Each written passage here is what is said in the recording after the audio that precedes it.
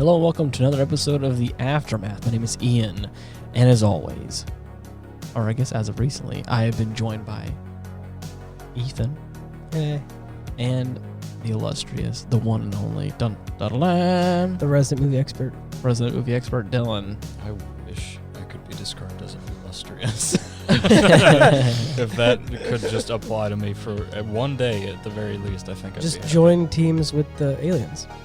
Yeah, that's fair. I went to solve a lot of my problems right now.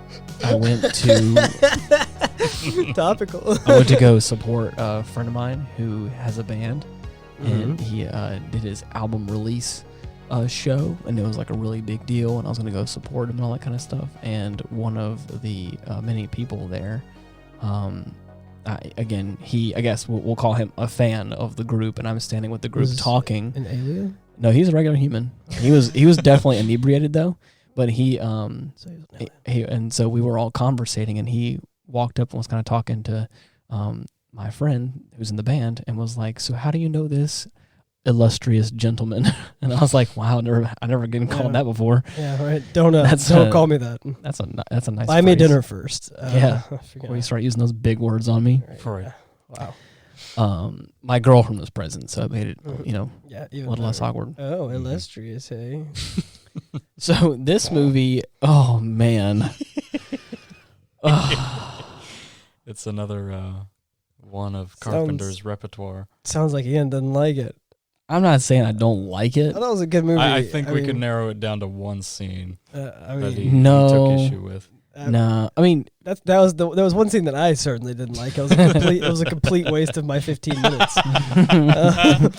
But like generally the movie was good. I mean, if cringe at a few points, I thought it was pretty. Man. I thought it was pretty nice. Yeah, I get such a kick out of it. Yeah, I mean, I thought it was a good movie though. I thought it was also just interesting, like of a concept and everything. But yeah, no. So the scene that we don't like is because two characters fought for literally no reason for a long time, like 10 minutes.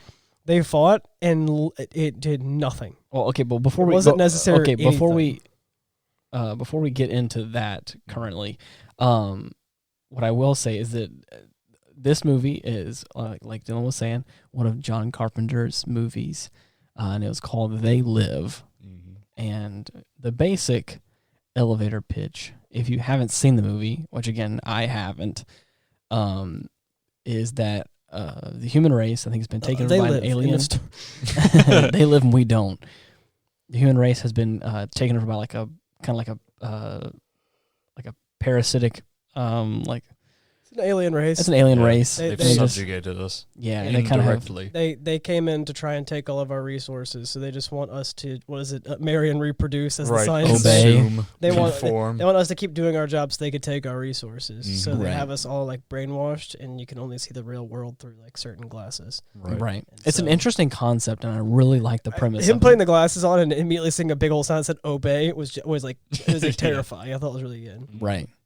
That also the alien ghouls, which I called ghouls because they look like the Fallout 3, Fallout 4 ghouls. Yeah. And then found out that they're credited as ghouls at the end credits, which was epic.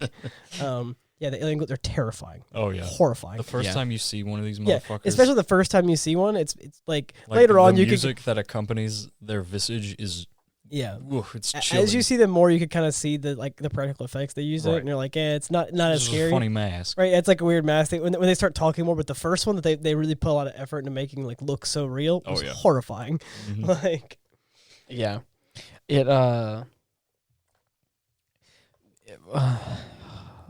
It's hard. Exasperated, Ian. For sure. I will say the first act of the movie, kind of transitioning into the second act, is probably my favorite part of the movie. Mm-hmm. There's a lot of really nice roaming around shots. Oh yeah. There's a lot of like you're kind of seeing this drifter man, or I don't want to say drifter because there actually is a character named Drifter. This man. We're not gonna credit the character named Drifter. Don't worry about it. Yeah, right. It's our guy George apparently. Yeah. Also, his name wasn't said that many times, so I didn't even know his name until just now. Right. Yeah. he kind of seems like a wanderer, homeless kind of guy, but he's an honest, hardworking man, and he's just trying to make back some in money. 1988, whenever apparently you could just show up on a job site and Yeah. say, I want to dig a hole, and just pay Like, you. okay, here's a shovel. Right, yeah. That's just how it works. Yeah. Exactly. And so, like, we kind of get an idea for this character. He kind of seems like he's a little shady, kind of, but like he seems honest enough. Right. And then, of course, as the movie moves forward, like there is this kind of shady organization that again comes into play, and they are carrying out these cardboard boxes. It's like this whole kind of like tense scene of like you don't quite know what's going on, and at this point, You're trying to figure out what's why happening. they are. No, yeah, it's like we're trying to figure out like why they're so secretive, but also why the main character gives a damn. Yeah, Right? There's like this like I think okay, he's just they're curious. being shady, Yeah. but he's like full on grabbing binoculars and breaking into a church trying to. I'm like. I gotta be honest. Like, I understand that for plot purposes, this has to happen, but also gotta be honest. Like, you haven't established what really happened to make this character give it. They're not being that shady, right? Right. Like, they're not. And like, okay, like he did notice something interesting and here and there. And was like, okay, like maybe I want to figure Something's but- going on. But yeah, like I don't know if I don't know if enough happened to warrant me like breaking into a church and kicking a freaking side panel open and stealing their box. Like, whenever you say like breaking into, it was like in the daytime. And it was, he didn't really like break in. He kind of walked into the side but door he that was secretly open. went into and then started rifling through their boxes and then I mean- found a secret panel and he was like, I'm gonna remember that, and then started like through a hole in the wall, eavesdropping on them doing like okay, he didn't break a window to get into a church, but he definitely like took a back entrance and spied on a church service to find out. Again, it's important because he found Quote out it's unquote service. yeah, because he Yeah. found out it's not a church service. But again, it's kind of hard to figure Right. out why he kind of gives a damn. I think he was just curious. Yeah. He was curious, Probably. and again, and nobody curiously busts up. I mean, okay, I'm sorry, but I want you to be a homeless guy in a camp next to a church that does nothing in the 1980s. Like there was nothing else to do.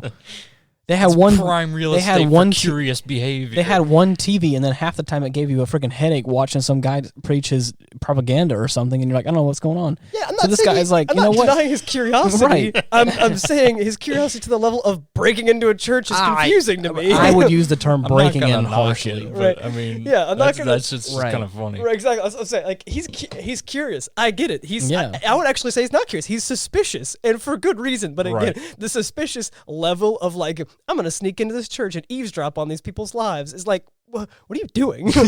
like they didn't do enough for you to be like, I'm gonna peep through a window and watch you. Given he was completely justified in what Right, he did, exactly. so it's like okay, but like so nothing happened. The point that I'm saying is is I like this setup. I like this.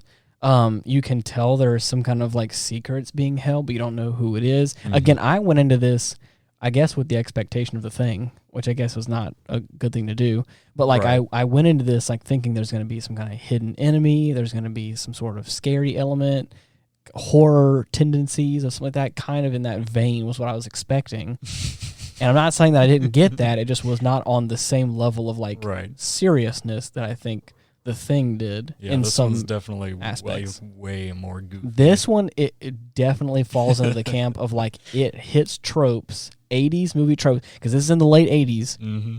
This is in 1988, and so this is true. Like, I mean, it knows its tropes, and Oh, and it beats that dead Goes horse all in. until it stops giving it money. And it, I mean, and it's not. I'm not saying it's bad by any means. I'm just Right, saying it's just very, not where you were expecting. Oh no, and it's very apparent at a certain Yeah. point in the movie. I'm like, oh, this is what this is gonna be. Right. And again, I kind of still had this seriousness about it because the Mhm. movie sets itself up kind of serious in the beginning, Right. and kind of like I said, trailing into the second act of the movie. Whenever like he gets the glasses and he starts to, again, that's another thing. He gets these special glasses that can see through the facade of certain people in society, which are these ghoulies.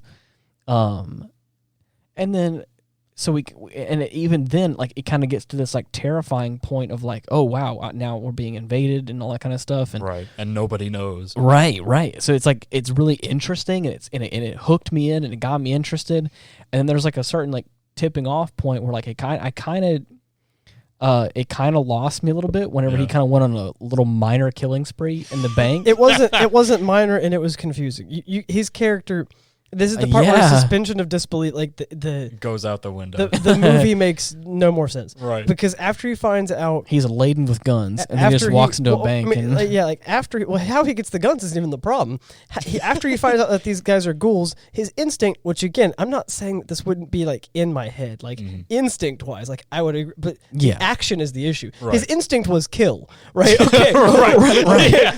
Which again, I put these glasses on and I see all of this, and then I look at one guy who's normal man doing normal business stuff, Right. and then his friend who's like, "What's your problem?" And it's literally his stalwart ghoul companion Argyle. Yeah, Argyle. Right. Argyle. Argyle is standing there like, "What are you looking at?" My instinct would be kill, right?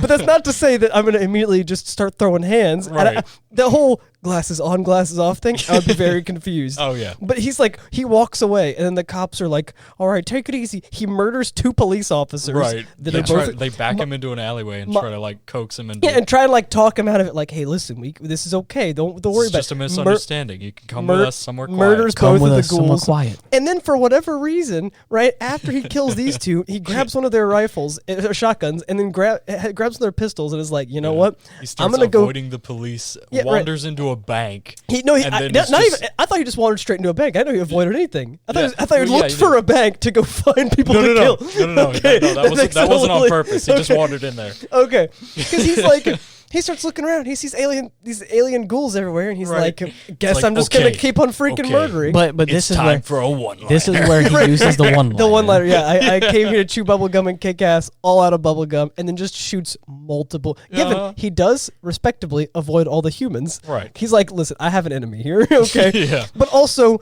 why didn't he just go straight for killing? Why did he didn't have any effort to try to figure out what's going on or try and like make sense of this, or like maybe I should be careful because they can like went probe too me or fast, too something. quick. He was like, "Nope. I found out the real world, and I'm gonna come out of this world Death guns." immediately. So I thought that It's like he found out the Matrix is real and then shot himself in the head. It's like the Matrix is real. All right, suicide by Matrix aliens. Like, So- Fuck this. okay. Exactly. So I thought that one-liner came from Duke Nukem. He definitely says something similar. Okay. Or One of them took it from the other. Then yeah. Yeah. Because I was gonna say I could have swore I can hear Duke Nukem's voice. Yeah, he does say that line. you to kick ass and chew bubblegum, and I'm Bam, all bam, out of gum. and I'm all out of bubble. Yeah, I don't know who took the line, but yeah, Was that a good Duke Nukem impression? I'd say have no so. idea. Wasn't bad. It's a 4. I haven't played Nuke Dukem, so I don't know. I'm Duke Nuke them. Oh man. All right. But yeah, so it gets, that's the difficult part for me, is that his character stops. He goes, and also here's the thing is that his character up until this point is a very like don't stay in the middle path, or like the way he's like talking and acting, he's a very like stay in your lane, and just like he even says to the other guy, "You need to have some patience in life, my man." Right. And then that guy's like, "I'm all out of patience," rightfully so, because he's life sucks. Right. And so then he goes from like, "You need to have patience in life," to, "I found out there's aliens. Let me immediately go on a killing spree." Yeah. Right. Right. Very to himself. His and character, I believe, has multiple personality disorder. Right. And it's like, "I'm gonna stay to myself. Aliens, frick 'em. Gonna kill them." There's Yeah. honest hard worker, and then there's genocidal maniac. Yeah. There Honest was hard a- worker, and then solid snake. Like that's it. There was a neural pathway in his brain that was fight or flight, and Right. that was all it A was. core all in on memory. fight. Starts Yes. shooting. Like, so. And then obviously the scene that we hate, where he tries to explain to his friend like to put these sunglasses on, and instead of his friend even being like, "Why are you insane?" Before we get to that point, I will say there is a section in between this that I did think that they set up pretty well, and then I think paid off pretty well in the long run until the end. But we'll say that for later. Yeah. Is that Keith David's character. I no? think his name is Frank. No. I'm talking about Holly. Oh yeah. Oh, He ends up basically as he's being chased down, because now he has now murdered numerous people for all intents and purposes in the bank, even though they're just aliens. No one else knows that. Right. He's being chased by the police. He goes into a car garage, and then like one of those like multi-platform ones, and then he basically, as this girl's unlocking her car, like gets into the car with her and is like, "Drive." Right. coerces her into going back to her place. There's a discussion that happens, and she's a normal person. We all know that. And then there's like a little altercation, and then he gets kicked out of the window. His glasses get left behind, and all that kind of stuff. Because again, rightfully so, she's defending herself. She just assumes that this man is a psychopath. Exactly. So again, what she thinks is best, and that totally makes sense. And I like the setup of that. Backhanding him with a fucking bottle and shoving him out a window. Yes, exactly. And then in that moment, he loses his guns in the tumble down this hill. And then his glasses fall from his hand in her living room. And there's a really nice shot where, like, in the carpet with all the broken glass, his glasses are there.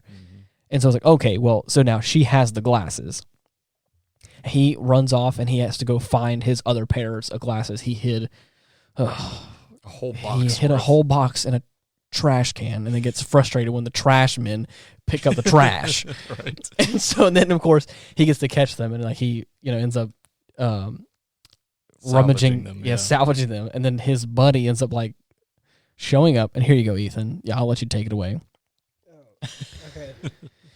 Basically, he throws the glasses at his friend. He's like holding the glasses. He's like, put them on, and like, given he sounds like a freaking like schizophrenic, at like point, nutcase. Frank is thoroughly freaked out by this dude and wants nothing more to do with him. And like again, he also towards mentioning Frank noticed he's a mass murderer and killed. I think he said that the exact number he killed was 9 people. Like he remembered the number he killed too because he's a psychopath. Right. So like I get it. He's nuts, and he just told you asked like rhetorically, how many people did you kill? And he said 9, right? So like, yeah, okay, that's disturbing. Yeah. But at the same time, the guy's like, put the sunglasses. He's like freaking out and tweaking, put the sunglasses on, and he's like getting to the point where a fight might break out. There comes a point when you just have to put the freaking sunglasses on, or even just take the sunglasses and be like, I don't want to deal with you, and then like have a look through them, right? At some point, to avoid getting in a fist fight with some crazy asshole, just put the and like I can't. Yeah. So then a literally like 10-minute or more long fight scene ensues that makes like at one point the guy holds the glasses and is like, and then just drops on the floor, and it's like he's about to crush him. Right, and it's like I was about to get so pissed off. I was like, "Don't freaking break these glasses after like a 10-minute fight. Right. It's not going to go anywhere." It's completely useless. The fight scene goes nowhere, and I get what you were saying now, where it was like a comedic fight scene. The absurdity of it is what gets me. Because on the surface level, it is the most minuscule thing to fight over. Yes. But given the context that we know what the glasses do, makes it like adds a bit of tension to it. It doesn't add any tension to it. It adds cringe to it. the thing is, the issue that I have with it is that again, it's this like really annoying fight scene, but also like it seemed like it was supposed to be taken. Now having seen the whole thing, you're right. Toward the end, you can tell this is a joke fight scene. Yeah.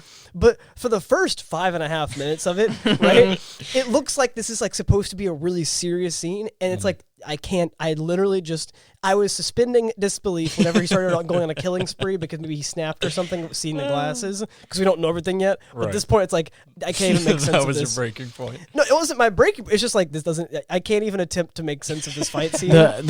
So for me, the hard part of the whole situation is after the fight was, again, I'm still assuming this is a serious movie. So I'm still in the mindset of like, this is serious. I really should have warned you guys. I'm not saying that I don't think it's a good movie for what it is. I can laugh about it now, and that fight sequence is funny now, out of context. In the moment when I'm like, this is a serious matter. He has killed people or killed aliens, assumed to be people. Right. We're dealing with like a serious threat here, and again, I'm still in the mindset of like, this is a serious like thriller horror film. Right. And it's definitely more in the campy, jokey side. Right. I mean, not completely, but it's like we said in the original part of the podcast. It knows its tropes, and it really plays them up a good bit. Right. This is one of them. Mm-hmm. A 2 beefy man fisticuff fight in a back alley, like trope. I mean, just fight over whether or not someone should, and the fight ends like 3 times, but it's like a psych out, and you're like, oh shit, and of course, just when you think it's over, and they're like, haha, we're all buddy, but I'm just gonna beat the shit out of you again, and you're like, oh my god, guys. At one point, they like comically were like, all right, we should stop, and then just continue fighting. Right. I was like, all right. And the thing, like I said, looking at it now, I'm like, that is funny and it's joke. But in the moment when I'm like, this is a serious thing, and we're like, I'm trying to get some development out of these characters, and they're just like, it doesn't sit right. But again, the first 75% of the scene acts like it's supposed to be really important, and then it kind of stopped taking itself seriously. But at that point, I'm already like annoyed that this has wasted like 8 minutes of my time, right? And so I'm like, I kind of just want to get back to because the movie's concept is so cool, and I'm like, I'm just watching 2 dumbasses fight each other. Right. And it's like, can one of y'all just put the glasses back on and get back to the part that's like interesting? Because like now, if it was quirky or funny from the beginning of the fight scene, right? This would have been a great comedic relief. But again, the first half or more of the scene makes it seem like this was like really serious, and you're like, why are you guys just frustrated? And then they finally stop fighting. He puts it on. He's like, holy shit, dude! And it's like, I told you. All right, great. Yeah, that's great. Cool. Can we let's just move on now because we wasted enough time. The hard part is the hard part for me was also there is a distinct moment. You guys probably didn't notice it, or maybe you did. There is one distinct moment, like almost 3/4 of the way through that fight, where they changed wardrobe. Really? Yeah. So a greater portion of I think almost 75. I think almost 75%. 75% of the fight sequence. Am I fucking crazy? Hold on, no. Let me describe it. You'll understand. Wait, hold on. Wait, I know. Hold on. Okay. Yeah. Over 75% of the fight, I think it is all shot in one or multiple goes in one session, and that concrete was very dirty. And it shows as they keep wrestling on the ground, their clothes get more and more dirty, and you can see how damp they are. You can see how they've been rolling around in that. We call it water. It's definitely poop. It's definitely poop. There's but not these only are the streets of Manhattan. It's human poop. Not only like there's like water like on the bottoms of their pants. I'm talking about just the sheer fact of like the concrete is dirty, and and it's like that kind of like. That back alley, like their whole black. fits look muddy. Yeah. The fight. And so what I'm saying is like there's a part where like 3/4 of the way, whenever they do another like psych out, like we're gonna end the fight, but not really, their clothes are then a lot cleaner. Like they changed wardrobe into like a cleaner set of clothes.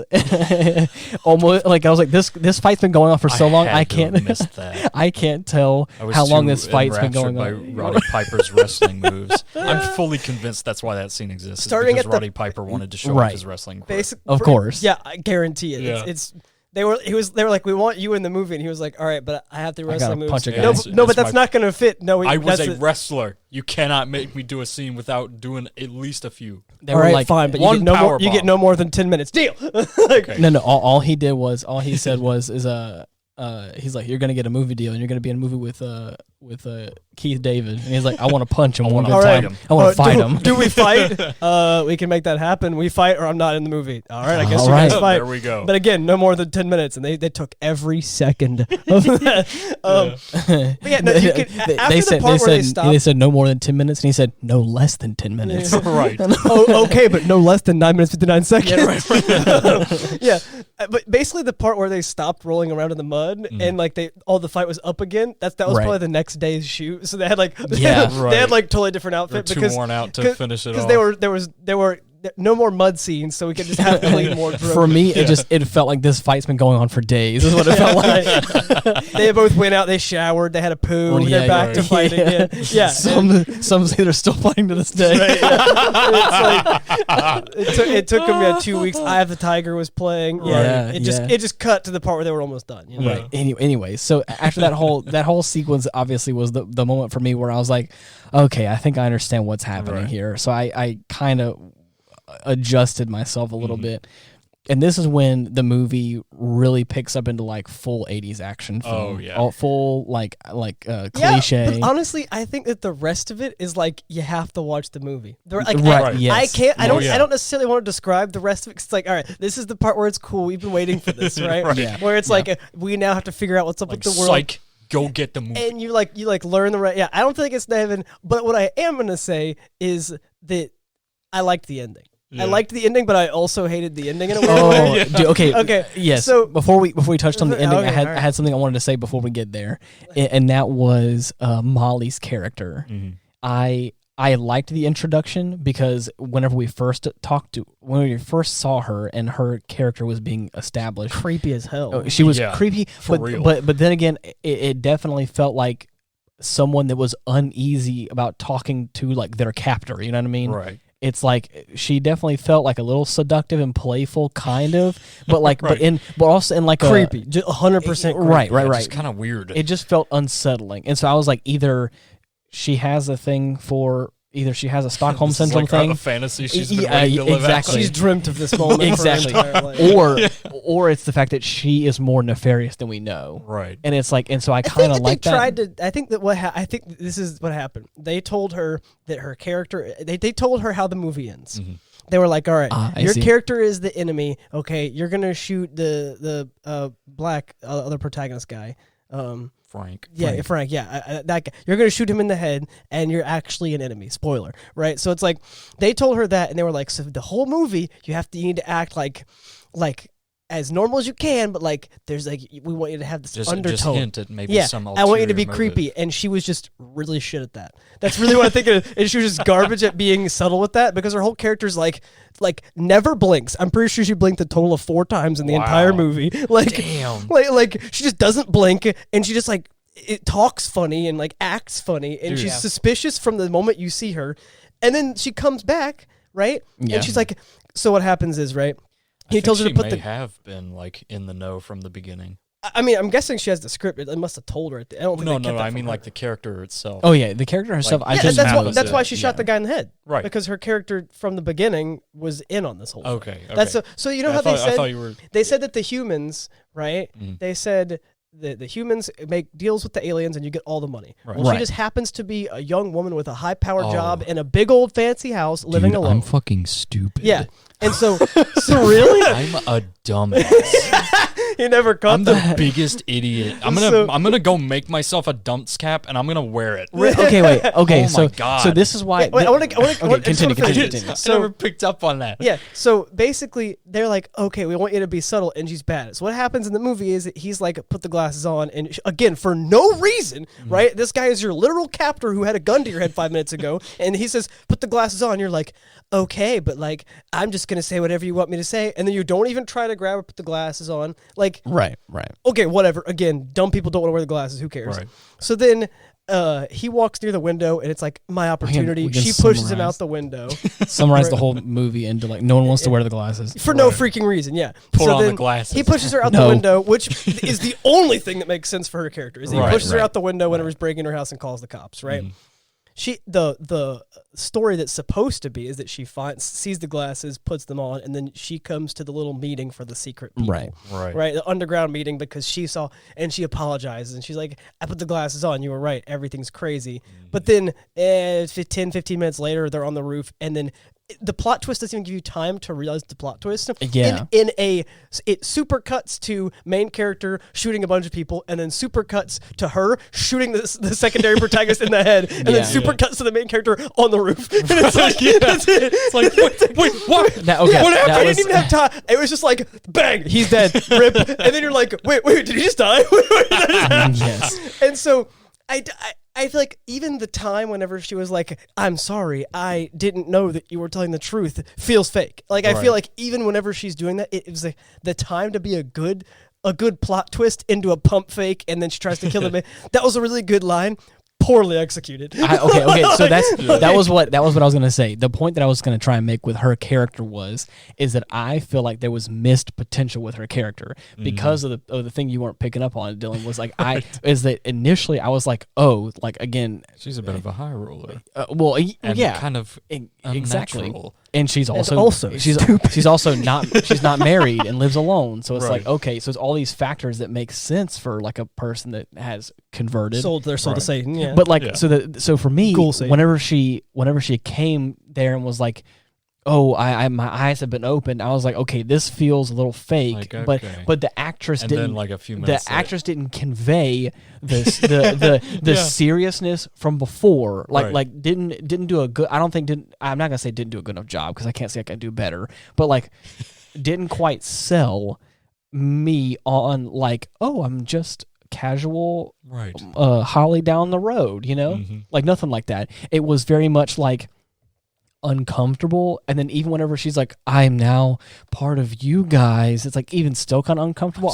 I'm not fucking dumbass. I'm not sure if it's like all was a plot to begin with, if she's gonna be just creepy all along. Right. But what I will say is like the climax of her character was what I think hurt the most. Yeah. Was the fact that like Ethan said, it was just like a domino effect of It like was a super it cut, felt man. like I'm not even joking. It is.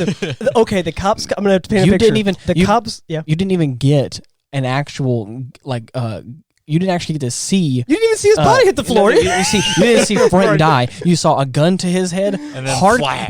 hard cut to a shot of the satellite dish outside they're trying to destroy. And you heard a bang. And you heard a gunshot. Yeah, exactly. So I'm gonna paint the picture. Okay. Right now they're trying to run to the top so that they can break the satellite dish. 'Cause Right. The Stop the satellite. signal from Because the transmitting. satellite dish is transmitting the signal, which is helping to brainwash all the people. Right. When the Yes. dish breaks, all that goes away, and so then the humans start seeing the aliens for what they actually are, Oh, which yeah. leads to a funny ending scene. Gross. So, so basically, I'm not gonna say any further. You have to figure out the rest yourself. What I mean by funny ending scene, gross. So basically. They're running up these stairs, right? And then you see 3 officers round the corner. But in an action movie style, the main character takes out an Uzi or whatever the hell it is and just mows all 3 of them down. And then he runs up the stairs. It super cuts to Holly with a gun to the secondary guy's head. And then it super cuts away back to the rooftop. You hear gunfire. And that's it. The next scene, he asks where Holly and Frank, I think is his name, Frank, are. And Holly's like, I'm here. And she has a gun to him. And that is it. That was her plot twist. And then he like, you know, has She was in he has cahoots. a secret twix up his sleeve and, you know, pulls a gun out and shoots her and then Right. she's dead.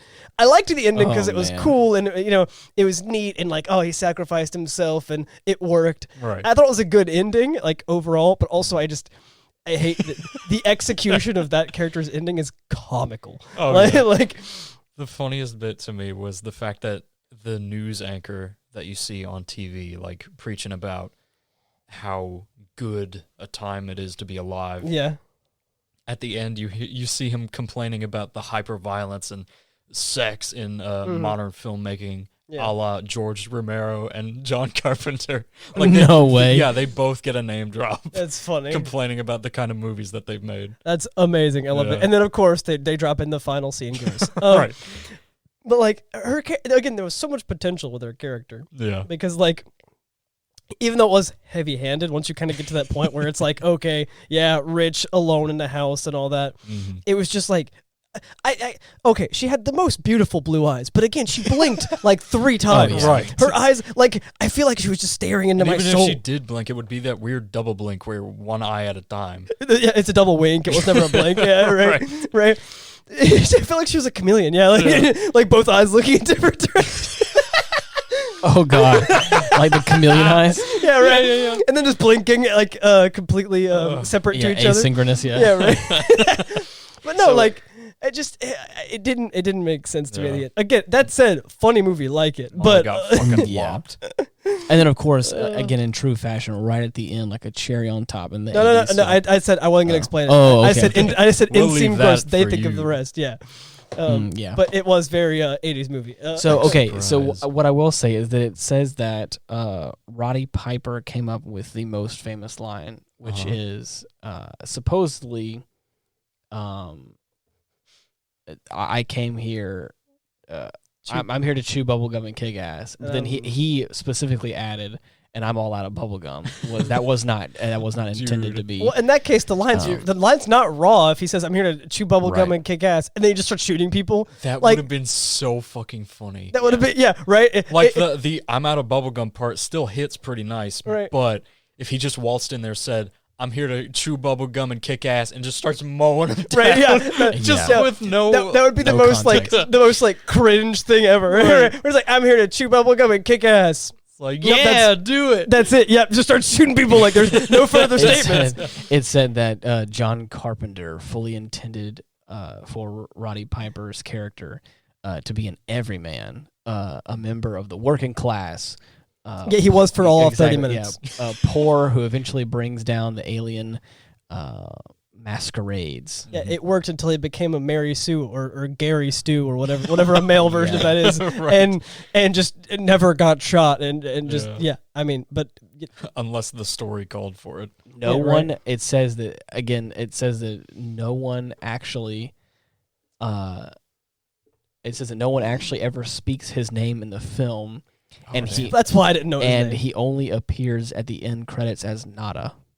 Wow. Nada, which I think is technically his last name, or the character's last name. Huh. So yeah, that's interesting. That's Also, I didn't know this, but it said it was inspired by a Lovecraftian horror novel. Oh yeah, book. the little. It said at the beginning it was based on a short story. 8 o'clock in the morning is what it's called. Yeah. I think that's why I like the concept so much right there. Yeah. I love Lovecraftian stuff. I'm also playing Forbidden Darkest Dungeon knowledge. too. But I love like Lovecraftian stuff. Like Dude, it's like so cool. all sorts of, Cthulhian, gross, terrifying, Yep. elder gods. Makes sense. Eldritch abominations. Yeah, right. Oh my gosh. Indescribably impossible. Okay, here's a fun fact that's going to make both you and I frustrated, Ethan.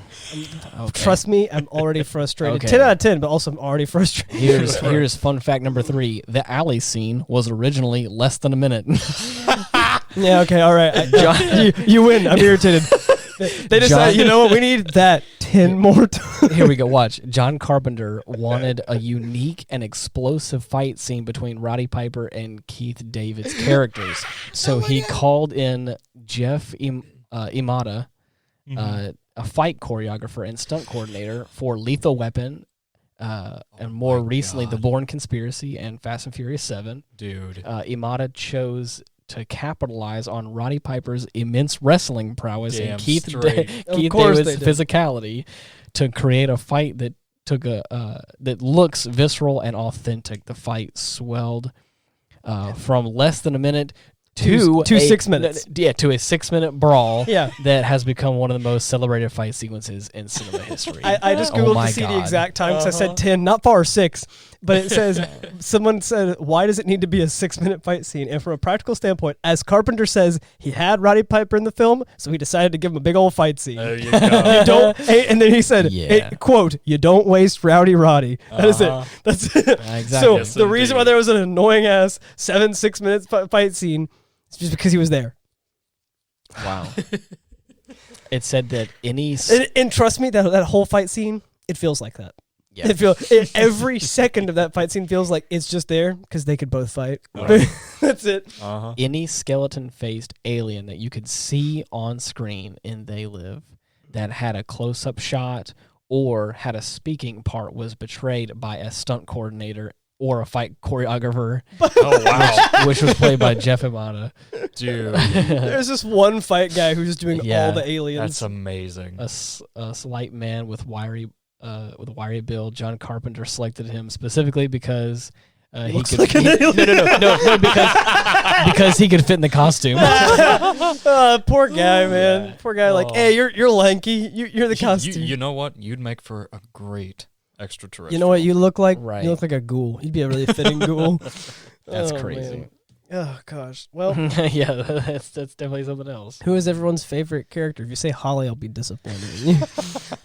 There was only 3 characters in the entire movie, so it's actually no. My favorite character was the blind preacher man, who was waving around his like it was a katana at whatever. That was he was my favorite for sure.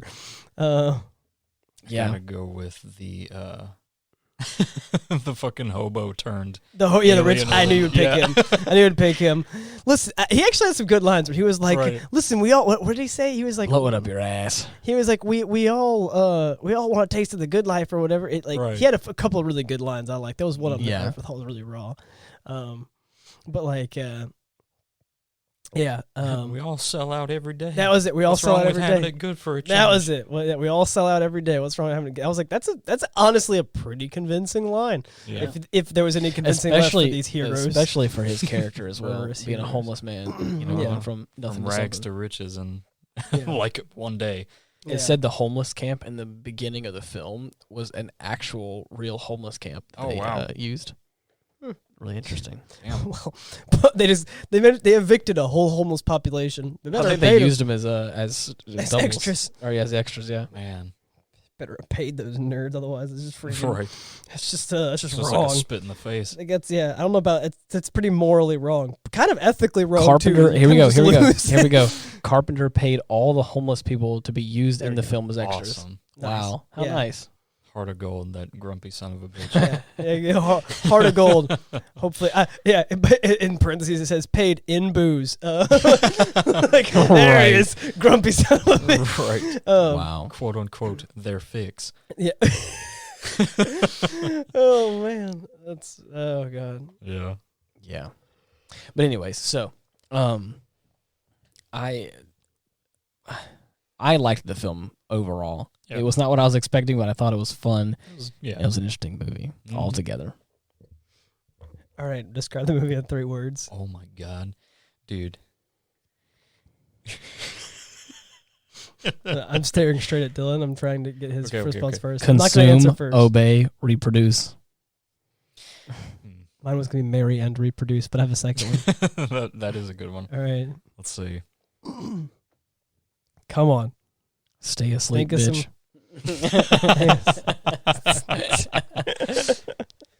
Mirage Moon people. Mine was also going to be the World Ghoul Federation. That's Oh, great. man. How nice. Ghoul Rights Matter. There we go. Ghoul rights matter. Oh, man. Yeah. Well, that was... That was They that was Live. interesting. They live. Yeah. Not anymore. I don't know why it's really called that, because they aliens would probably fit a little bit better, but They aliens. Yeah, right. Why I'm just they saying. aliens though? Yeah, Why they be like that? Hey, why are they Orpal? Why they Oh, Orpal? Yo, girl, why she Orpal? Why are you Orpal? I love that line. Oh, Yeah. man. Where'd you get that from? It's just a long-standing meme from I see. one person who Yeah. he misclicked the P and clicked O, so it says why he OURPLE. Why he Orpal? Why he Orpal? Yeah, and then that just developed into why he ORPLE, and now anytime there's like purple, like Ayo, he Orpal. Like, it's just it's a meme. It's like a tier 3 meme that like it's funny, but it makes no sense anymore. Yeah. It was this picture that someone had taken, like focusing on something like center frame, and then in the background you can see this dude just like standing there. Like there's like highlight, there's like a blue purple light just coated on him, in purple. and someone just commented why he Orpal. no, the actual that's the one that I found and we've seen, but there's it's like older than that. There's different, Really? there's a different, yeah. Oh, okay. If you just go to knowyourmeme.com, you can.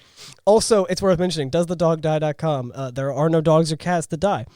I love how. But I looked it up immediately. That was the first thing I looked up. But you looked up. One of the questions was. Yeah, I was getting to that. Okay. Is someone gaslighted in the movie? And the answer was 5-0. Yes. And it says the entire human population. Yeah. And I was like, I don't get it. I get it now. Right. Oh man, They're that's all being gaslit. that's it though. I Everything love else, that. pretty much everything else on DoesTheDog.com is a no. So honestly, my goal is to watch as many movies to check off every yes on there as possible. And I hope you know, Right. Does a Dragon Die is one of the things on the list. So Dude. we've got a difficult. What? a I've got the difficult one for you, buddy. All right, it's not the never-ending story. That's for sure. No, it ain't. Yikes. No, it's something else. All right, cool. Well, yeah, we gotta. I've started looking that up, even though it's like. It's in a weird way. It's a spoiler because like I know what to expect. I think it's the funniest thing ever to look it up for every movie, and just be like, I should have looked it up for Tron. That would have been awesome. Oh, DoesTheDogDie.com, Tron. I'll look it up after this episode of the podcast. If it's funny, you'll hear about it. Nice. Oh man.